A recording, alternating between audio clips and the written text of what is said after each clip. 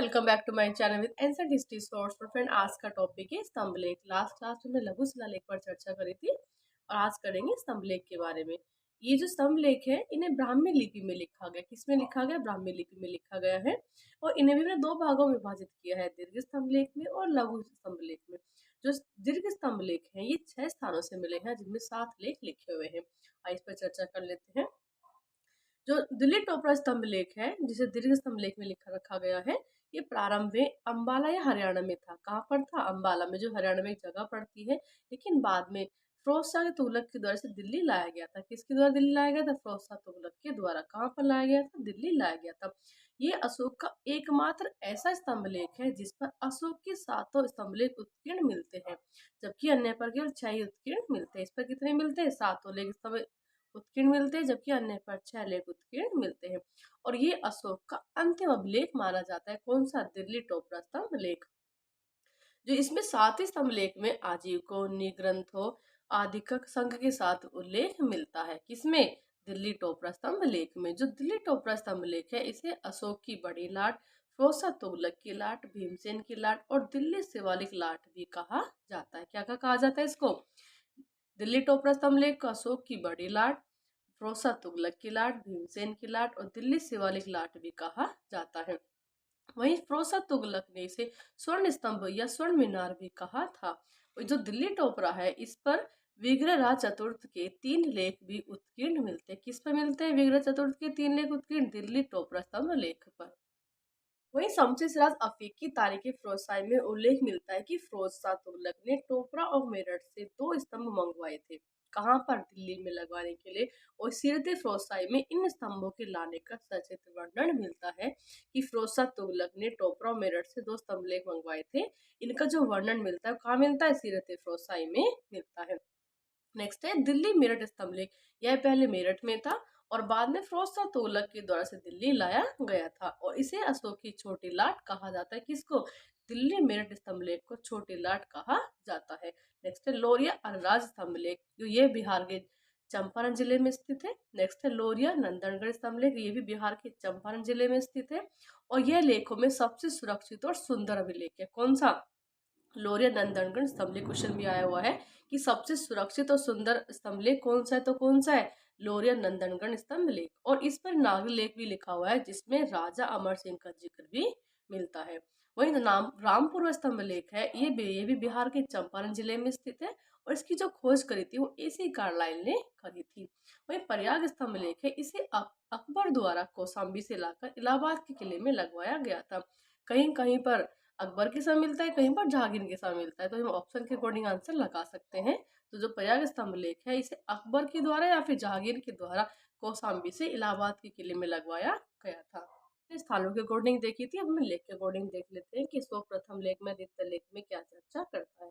जो प्रथम लेख है इसे अशोक ने अपने राज्याभिषेक के 26 वर्ष बाद लिखवाया था। इसमें अशोक कहता है कि धर्म के अनुसार शासन करना, धर्म के अनुसार प्रजा को सुख देना, धर्म के साथ स्वराज्य की रक्षा करना मेरा सिद्धांत। 28 में अशोक धर्म के बारे में चर्चा करता और कब लिखवाता? अशोक इसे अपने राज्याभिषेक के 26 वर्ष बाद लिखवाता है। वहीं जो द्वितीय लेख है इसमें अशोक खुद से प्रश्न करता है कि किंचु धम्मे, अर्थात धर्म क्या है, खुद इसका उत्तर भी देता है। अपा सिनावे बहु ज्ञाने दया दाने सच्चे सोचे मादे साधे से। अर्थात इसमें अशोक कल्याण के बारे में, दया के बारे में, दान के बारे में और पवित्रता आदि के बारे में चर्चा करता है।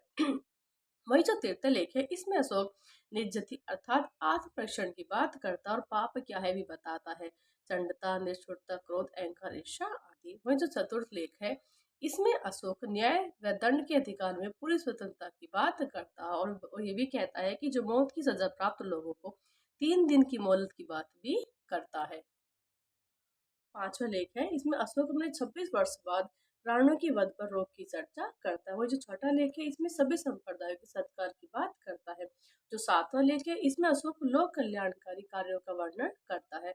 अब देख लेते हैं लघु स्तंभ लेख। जो लघु स्तंभ लेख है इन पर अशोक की राज घोषणाएं लिखी गई है, जिसमें पहला है रांची लघु स्तंभ लेख। यह मध्य प्रदेश के रायसेन जिले में स्थित है। इसमें अशोक अपने महामात्रों को संघ भेद रोकने का आदेश देता है। वहीं सारनाथ लघु स्तंभ लेख है, यह उत्तर प्रदेश के वाराणसी जिले में स्थित है। इसमें भी अशोक अपने महामात्रों को संघ भेद रोकने का आदेश देता है। कौशाम्बी स्तंभ लेख ये इलाहाबाद के पास स्थित है।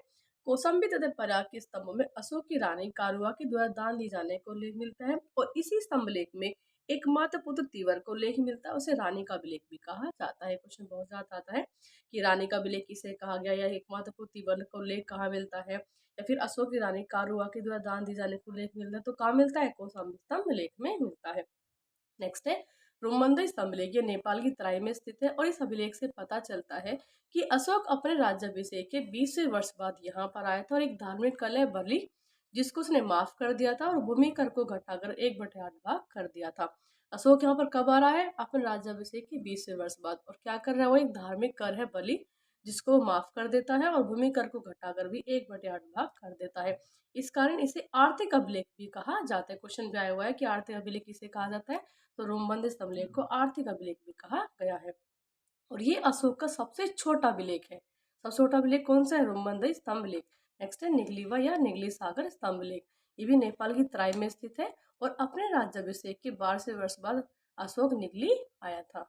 हाँ, इसने कोनक मुनि किसको? बुद्ध को कहा गया है। कोनक मुनि या बुद्ध की स्तूप का संवर्धन किया था, अर्थात इसके स्तूप का आकार बड़ा कर दिया था। नेक्स्ट है गुहा लेख। जो गसु का जो गुहा लेख है, इसकी जो लिपि है ब्राह्मी है, भाषा प्राकृत है, अर्थात इन्हें ब्राह्मी लिपि में और प्राकृत भाषा में लिखा गया है। इसका जो लेख मिलता है वो बिहार के गया जिले बराबर की पहाड़ियों की गुफाओं की दीवार पर अशोक के लेख उत्कीर्ण मिलते हैं और इनमें अशोक द्वारा आजीविक साधुओं को निवास हेतु गुहा दान दिए जाने को लेख मिलता है।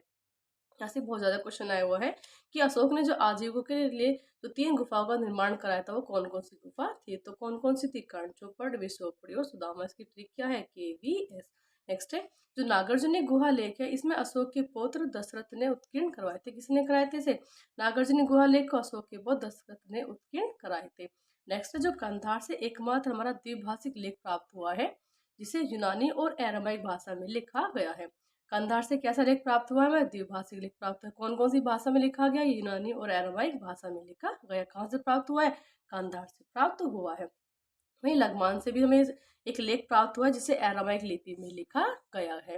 नेक्स्ट है शहबाजगढ़ी और मानसेरा अभिलेख, इन्हें खरोष्ठी लिपि में लिखा गया है और इसकी जो भाषा है वो प्राकृत है। कौन सी है? प्राकृत है। कहाँ कहाँ से ये मिले हमें? शहबाजगढ़ी और मानसेरा अभिलेख कहाँ से, कौन सी लिपि में लिखे गए हैं? खरोष्ठी लिपि में लिखे गए हैं। थैंक्स फ्रेंड, मिलते हैं।